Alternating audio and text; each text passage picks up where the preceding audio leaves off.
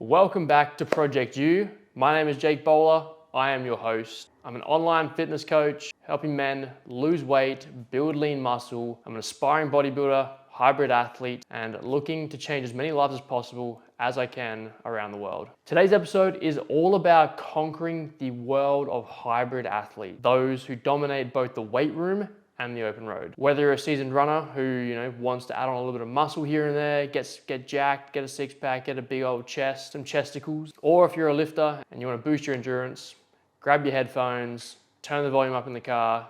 This episode is for you. So now, what is a hybrid athlete? Let's break this down first. A hybrid athlete is someone who incorporates both strength training and running into their fitness routine. It can be quite strenuous and difficult to do if you don't do it correctly. Basically, we're lifting weights to build muscle mass and power, leading to faster running times, better injury prevention, and just a more sculpted physique. Personally, I don't want to look like a long distance marathon runner that's just super skinny. Obviously, they're super fit and healthy, but I'd rather be jacked and healthy and fit. Running improves our cardiovascular health, our stamina, and our overall fitness, giving you the extra edge in life. Basically, it is truly a it's a really well-rounded approach to training. So if you've never done this before, let's start at the beginning where we're going to build our base. Before you jump right into grueling workouts, let's talk about some protocols first. We're going to ease into hybrid training safely and effectively by focusing on establishing a base.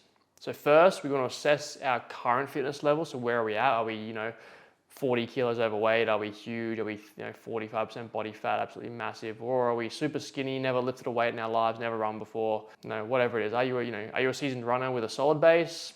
Awesome. If not, don't worry about it. We'll start with what's known as I'm sure you've heard of it before, with a couch to 5K program. Basically starting from nothing, building up into a 5K non-stop running program. Usually they last between 5 to 6 weeks, sometimes shorter, sometimes longer, depending on the person, individual. Slowly increasing the mileage over time. The key here is consistency. Even if it's just a few short runs a week, 2-3 runs a week, that's fine. Similarly for the weight training beginners, we want to prioritize proper form with bodyweight exercises like squats, lunges, push-ups, and then obviously adding weights and making sure we're hitting everything correctly. Second thing is we want to start slow and gradually build. There's no point in starting slow and then just ramping the volume up super fast because you're going to get hurt, our form's going to be shit, our running's going to be shit. Not gonna be fun. Don't try to be a marathon runner and a power lifter overnight. It doesn't happen. Begin with a manageable schedule, perhaps 2 to 3 runs and 2 to 3 weight sessions per week. If you do 2 and 2, that's 4 sessions a week. It's not too much. It's very manageable for most people. And then this obviously allows your body to adapt, recover, increase the workload, and reduce your chances of injury. What's the gear essential needed to actually start doing this sort of stuff? You need to break it. You don't need to break the bank to become a hybrid athlete. These are some real simple and essentials for doing this. So first one, obviously we've got running. So we're gonna need some running shoes, a good pair of running shoes, specifically designed for your foot type, your running style, whatever you feel comfortable as well. I'd honestly just recommend visiting a specialty shoe store or a podiatrist if you have one. Shoe store is a lot cheaper. Visiting a shoe store, getting a proper fitting, having an analysis done. And then your second one is, I wouldn't say it's necessary, but like a heart rate monitor or a GPS tracker or like a watch. Most people these days have one anyway to have their distance, their heart rate, their steps, all that sort of stuff. So there's no point why you can't just use what you've already got. If you don't have any one of those, one of these things, a phone, is also going to work just well. You obviously just have to run with the phone. This is just going to help you track your progress, stay within your target heart rate zones, and optimize your training for both endurance and speed. Next, if we go into lifting, really simple. The cheapest way to do this is just get a gym membership. There's no point buying all the gym equipment. It's way too expensive. But if you really want to do stuff from home and it's the only thing you can if it's the only thing that you can commit to, some adjustable dumbbells and some resistance bands, and you should be good to go. Now, we want to fuel our training because hybrid training is a little bit different to just running and just lifting weights. So here's a few nutritional tips just to get you going and get you started. So just like a high performance car, obviously we need the right fuel. Your body needs proper nutrition to thrive as a hybrid athlete because we're doing cardio and we're lifting weights in the gym. So macronutrients, we're going to focus on a balanced diet rich in whole grains, lean protein, healthy fats, fruits and vegetables. Pretty simple, just whole foods. Whole foods is basically, if you haven't watched the previous episodes before, go watch that. Or whole foods is just something that has the least amount of processing done to it. Vegetables, no processing done. Fruits, nothing's been touched to them. So obviously we want to have really high protein intake. The research has changed a little bit recently, so it's usually between 0.8 to 1 gram per kilogram of, per pound of body weight. So 1.8 to 2.2 grams per kilogram of body weight. You can sort of go a little bit lower than this and still have optimal recovery. So around sort of 1.4 to 1.6 grams per kilogram of body weight is optimal as well. If you want to stick to the higher end, you're just going to be more satiated, feel fuller for longer, and make sure you're not actually missing out on any recovery gains you could be getting. Pre-workout meals are super important. This is especially important for the running component. So you want to eat a balanced meal. Even this is including for lifting weights as well, but 1 to 2 hours before your workout to provide a sustained amount of energy. Aim for an easily digestible carbohydrate like a whole wheat toast, something like that, with a fruit, yogurt or oatmeal with some berries and nuts. You want to have different sort of transporters of carbohydrates, one longer lasting one, a bit of a shorter, faster acting one as well. That way we get the right amount of energy released at the right amount of time, to keep it simple. The last thing, or the next thing actually, is just refueling. The longer you had your pre-workout meal from your exercise, the sooner you should have it after your training. So if you had a meal like 2 or 3 hours before training, you should probably get your next meal in within 30 to 40 minutes. Not crucial, but it's a good idea to do. If you had your meal sort of an hour, half an hour before your training, then I would say you could go anywhere from 30 to 2 hours after training. Ideally, your post-workout meal is going to be a little bit higher in your protein, obviously, for recovery, and your carbohydrates to just help with muscle recovery and replenish the glycogen storage you've just lost. Think, lean chicken, fish, brown rice, roasted veggies, all that sort of good stuff. And finally, hydration. You want to stay hydrated throughout the day, especially pre, during, and post-workout. It's a lot easier obviously to do that when you're in the gym, drinking out of a water bottle. It's a bit harder to drink while you're running unless you've got all the fancy stuff for that.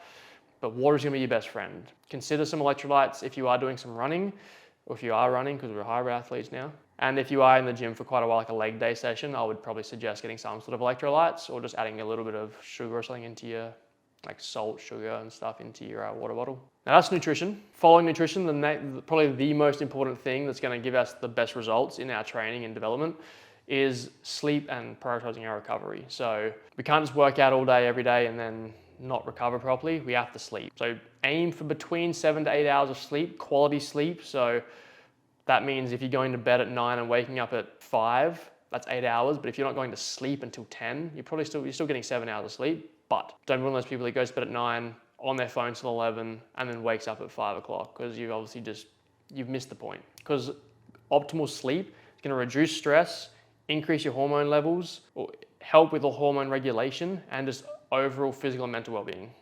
You're also going to lose more weight by sleeping better. So make sure we're taking rest days. If you have a scheduled rest day in your training program, make sure you do. It'll have at least one a week. Make sure you take it, don't neglect it, and don't skip it. Active recovery, so even on your rest days, you can still do stuff. Just have the impact really low, something like stretching, mobility, yoga, foam rolling, whatever it is.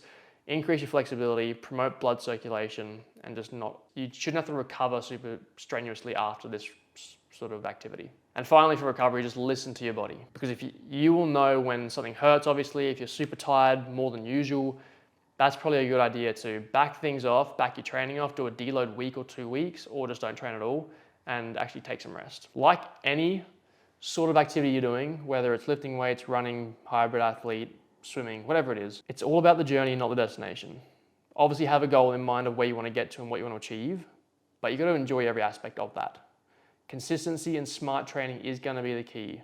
So embrace the challenge, celebrate your progress, no matter how small it is. If you've hit from 0 to 2Ks, celebrate that. If you've hit from 0 to 5Ks, that's freaking awesome.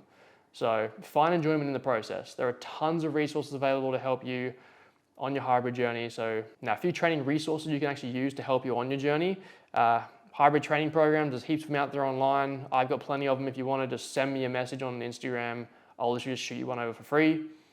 There's plenty of apps out there to help you guide you as well, from running programs, hybrid programs, lifting programs, whatever it is for you. If you're super serious, if you've already hit your 10K runs and you're looking pretty good, but you want to take it to the next level, that's where I'd say get a coach, because they know what they're doing. They can guide you and push you in the exact direction you'd go. They know how hard to push you, how hard not to push you, and what to expect with your training. And then from there, you can get the most growth out of that you've ever seen. Keeps you accountable as well, which is really great. Another really good tip is that if you're enjoying the running aspect of all this, just join a running group. They're usually free, or you can do park runs on the weekend. I think park run is worldwide. Join a running group, join a community of people that actually enjoy what they're doing. Helps push you further and keeps you accountable as well. If you start making friends and you're not showing up, and you do show up and they're like, oh, where have you been, bro? Makes you feel like shit. So just make sure that's a really good way to stay motivated. Now, any sort of activity, especially hybrid training, because it does become quite difficult the more advanced you get. Staying motivated is going to be difficult, and for a lot of, especially beginners, motivation is going to be something that's going to be the only way to keep you consistent in the beginning. So track your progress. Keeping a training log or using something like a fitness tracker can help visualize your progress, stay motivated, and make sure, again, you celebrate the milestones you hit. Another way to stay motivated or stay consistent, because motivation does come and go, mix things up. So keep your workouts interesting, after every sort of 8 to 12 weeks, change your strength training up, maybe change your running days around a little bit, but just change things up a little bit. You can even add some high intensity stuff in there as well, because that is still going to help with your longer runs. And also remember, find your why. Like, why did you start doing hybrid training? What brought you here? Was it running? Did you want to run a faster 5K? Did you want to gain more muscle and look good on the beach? Whatever it was for you, make sure you remember that, because that's what got you started. And that's what'll keep you going. So to round this shorter episode off, becoming a hybrid athlete is very rewarding. I've only just started doing this recently myself in the last probably month, and it honestly is probably the best way to train. I feel healthy, happy. I'm able to move my body in ways that I haven't been able to before. It feels like I'm going back to my roots of playing sport when I was like 12 to 14 years old and I was indestructible. That's honestly how it feels. You'll be able to improve your endurance, build strength, and just achieve a well-rounded physical and fitness level. Remember, again, it is a journey. So listen to your body, fuel it properly, prioritize your recovery, and most importantly, have fun with the process. Thank you for joining me on this episode. I hope you enjoyed it. I hope that was useful for anyone that wants to actually get into hybrid training. It's a real basic beginner guide. Remember, enjoy the process and listen to yourself, listen to your body. I hope this episode empowers you to embark on your own journey as a hybrid athlete. Don't forget to leave us a review, share this episode with everyone that you know, that way we can blow this shit up. Share it on Instagram, share it on Facebook, TikTok, whatever it is you're using. If you're interested in getting into hybrid training, flick me a message on Instagram. I'm pretty happy to help out. And until next time, keep moving. I like that. Keep moving.